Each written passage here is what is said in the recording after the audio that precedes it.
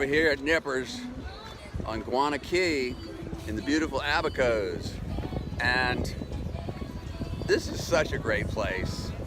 We have the widest beaches in the Bahamas here, and beautiful, clean water.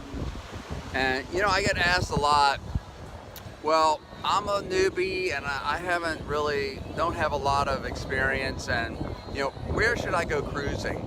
And you know, if you buy a catamaran in Florida or the US, the Bahamas is really a great place to go to because it's only 47 miles from Southeast Florida.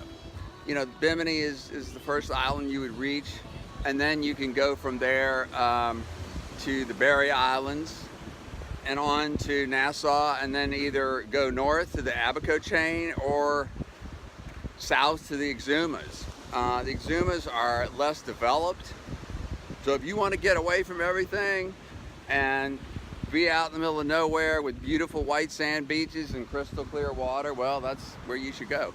If you want a little more action here in the Abacos, we have bars like this one, Nippers, with great parties. A lot of cruisers come here on Sundays, and I've been here many times with 200-300 people dancing, going to the pig roast, having a great time.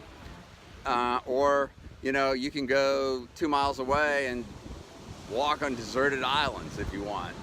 So this is one of the best places to come. Many cruisers in the beginning should not sail at night. This is when you have the big problems. Night sailing is really something you should wait until you have some experience to do, because this is when you don't notice what currents are doing to you as much, and you can run into problems. You know, some newbies don't, well, let me put it this way. I've met two couples who I met them in Grenada. That's an island that's all the way down by South America. And they had no experience before they bought their boat, and they had no formal training. And I said, well, how'd you get down here safely? And they said, well, we read a few books, watched a video or two, and we only sailed during daylight hours. So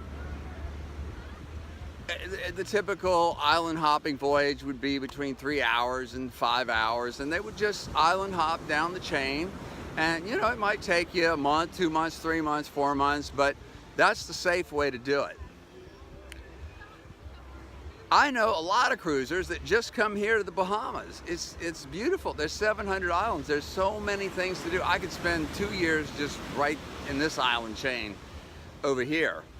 And in the winter time, a lot of beginner cruisers end up in the Exumas, and Georgetown is the capital.